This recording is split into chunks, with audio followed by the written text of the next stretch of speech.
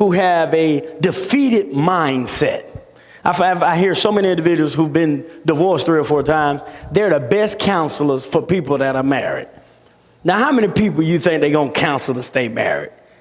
It didn't work for them. I mean, so you have to get people you want, so you don't have to do anything. But you're wise to choose to get people on your team that know where you're headed, that can help you get to where you're trying to go. It's okay to have a gap. God fills gaps. It's okay to have a need, communicate the need, cast the need, and I want you to believe in faith. What did it say? Give, comma, and it will be given. Well, what are he going to give you? See, you don't give $1, he give you $10 back. It's bigger than that. You might give a nickel and he give you $50 million. Or you might give $1 million and he give you health. But God gives you just what you need. He's a gap filler. And I don't know what your gap may be, but do not allow your gap to put you down, to defeat you, to destroy you, to disable you. I don't know where you are, but I know you have a better than a fighting chance when Christ is in your life. So when we see in this story, we see private longings.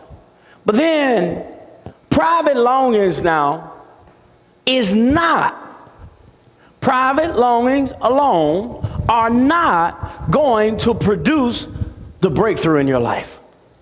See, it's not a matter of mind over matter.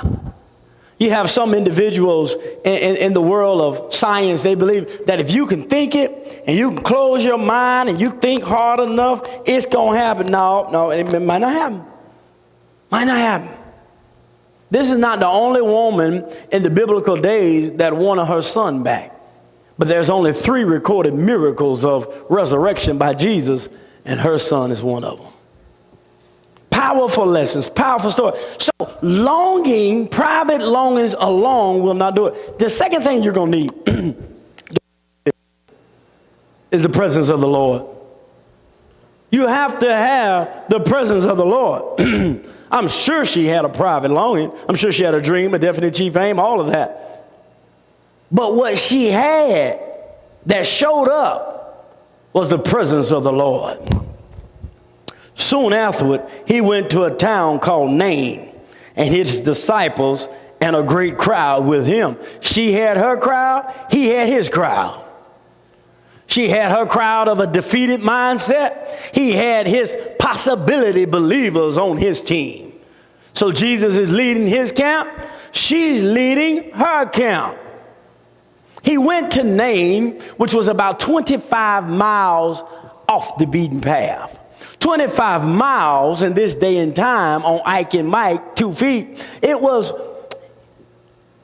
a day's journey. So he goes a day's journey out of the way. It's not passing through, headed somewhere. It's out of the way. So he was going there to give her a piece to the puzzle that she couldn't get on her own. And that was the presence of the Lord. Now, one thing about the presence of the Lord that you want to see when we read over here in verse 13, and when the Lord saw her. I want you to know that God sees your situation. God sees all of your challenges. God is aware of all of your shortcomings, and he still has not changed his destiny for your life. He knows you don't have much money. He knows credit may be bad. He knows that you may have strained ties with family. He knows that you are a widow. He knows that this is your only son.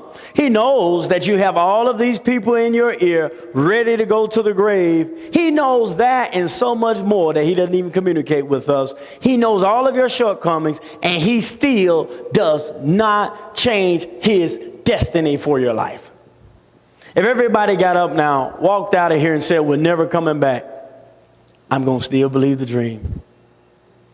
I'm going to still believe the dream. I don't know where you are in your dream.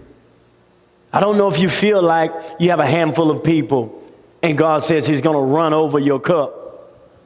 Or maybe you feel like the last few people you had or the last few resources has kind of walked away from you. And maybe you feel like you're all alone. You don't know what to do. You don't know where to go. But I want you to know he has not changed his idea for your life, his dream for your life. Over there in Romans chapter 8, verse 28, it says, all things work together for the good. I want you to believe that ants in the pan is going to work out for you good. I don't know how yet, but some kind of way it was good. Even if it just caught your attention today and helped you laugh a little bit, hey, it was worth it to me. But all things in your life will work to produce good in your life. I want you to know that he knows, and that should give you peace. See, that's what that's supposed to do. That's supposed to give you peace when you know he see you. My kids, I have a little toddler, and I tell her, I see you, baby. They let her know it's all right. I see you. I know when I got to come. You keep doing what you're doing because I see you. You don't know whether it's right or wrong, but you got my eyes on you. And when she sees me looking at her and I don't have any correction, she feel all right. But if I look at her and I get all startled and afraid, she becomes startled and afraid. You ever had your kids run through the house, hit the wall, fall down? And they really don't cry. So you say, oh. Then they bust out crying. Because they're watching you watch them. And if you have that peace and that confidence, you all right. Get on up. Oh, that's a big girl. High five. There's no crying. They do real, real good. I want you to know that he sees you. All you have to do is look back at him. He sees you, and he has not chosen to change his plans for your life. Over there in Jeremiah 29:11, read it when you get time. He says, I know the plans I have for your life. Plans to prosper you. I don't care what's going on right now. I see you, and I can get you to where I want you to go. Do you believe it today? Do you believe that God is possible today? Do you believe that he can get you to where he wants you to go? I want you to stand on that possibility. I want you to stand on that principle that he sees you. The other thing is he said. He saw and he said. 13, and when the Lord saw her, when he see you, man, I hope he see us right now, y'all.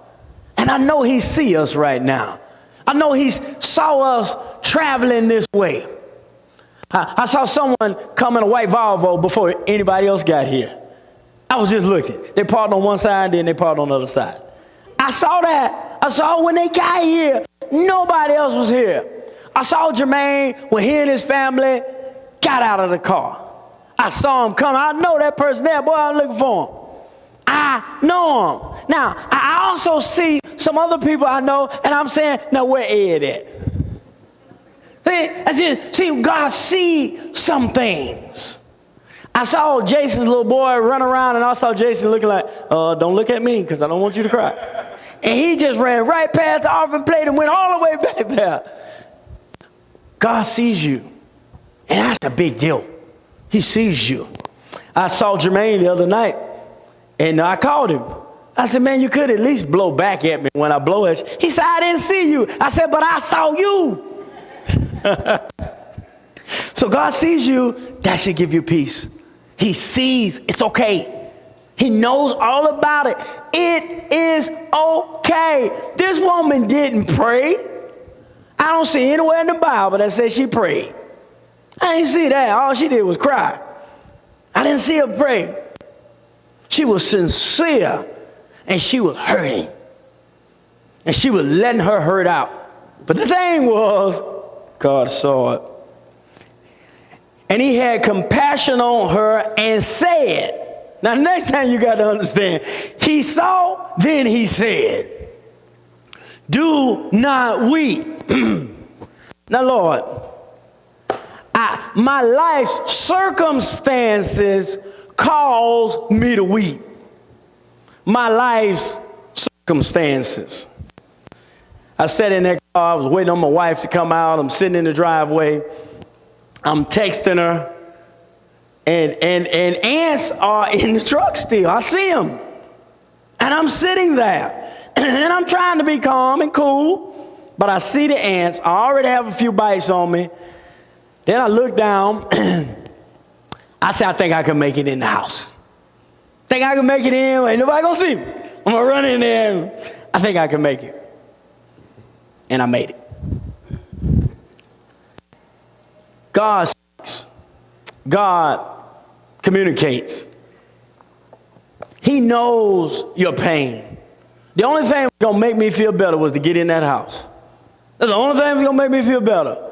Staying in the environment of that truck. I know ants are in this environment. The thing that's gonna give me peace, my circumstances need to change. Now, for my circumstances to change, I had to be willing to go through something. See, some of us aren't willing to go through something to get to the place of change. I had to go maybe 25 feet from the truck at the top end of the driveway to the front door. Didn't have the remote to the garage. So what do? Sit here with the ants? Get frustrated with my wife because she won't answer these text messages or telephone calls? Or do I go through something and get in the house? Jesus says, do not weep. Well, Lord, unless you change my circumstances, I'm going to cry all night long. Unless you get me out of this truck with all of these ants, I'm going to cry. I'm either cry now, I'm going to cry later, but I'm going to cry. So when Jesus says, do not weep, he's not telling you to ignore your pain. He's not telling you to deny how certain things make you feel. That's not what he's saying. He's not saying be numb. Oh, it don't hurt. Suck it up. Tough it out. Stick your chest out. It's all right. You're going to be all right. Get better next time. No. He said, do not weep because I'm going to change your circumstances. Do not weep because I'm going to change your life. I'm going to remove that which gives you pain. He said to her, do not weep. Let me tell you something. When you read the word of God, this is what happens. Some of you are here with the man that had the withered hand. Some of y'all heard that message, the man that had the withered hand. Well, what happened was Jesus had just got finished teaching. And he was teaching about the Sabbath. And he was teaching what the Sabbath really meant. And the debate was whether you could heal on the Sabbath or whether you could not heal on the Sabbath. There was a man there that had a withered hand. You know, some of y'all remember that story. All right, so the man with the withered hand was the illustration or the demonstration. But the teaching came first, the conversation. See, Jesus normally communicates and then he gives you a point of reference. Do not weep. Stand on the word. The word said do not weep. Over there in Psalm 30 verse 5, the B part of that, it said weeping endureth for a night, but joy cometh in the, oh man, get that one. Joy cometh in the morning. So he gives her a word. Then he goes to work in her life. Look at this. He gives her a word. Do not weep, Jesus says. Now I'm going to change that which causes you pain in the earth. Then he came up and touched the bough, and the bearers stood still. Now here he is, enters a realm where she dares not go. He crosses the valley where she dares not cross, and this is her son whom she loves. He crosses, kind of like going from that truck, running in that house. You believe you're going to make it, but you got to come through something. Now, to touch a dead person would make you ceremonially unclean. She has enough issues. She's a widow. Her only son is dead. She got all these people in her ear watching and everything else, the last thing she wants to do now is become a spiritual and social outcast by touching the Bible. She couldn't even touch him and make her ceremony unclean. But Jesus, being who he is, he goes to do what she cannot do on her own. And that's what faith allows to be manifested in our lives. That which we cannot do on our own. He gives us a resource to do it. He gives us finances to purchase it, and it is called faith. Faith is the medium of exchange in the spirit. Finances, cash, is the medium of exchange in the nation.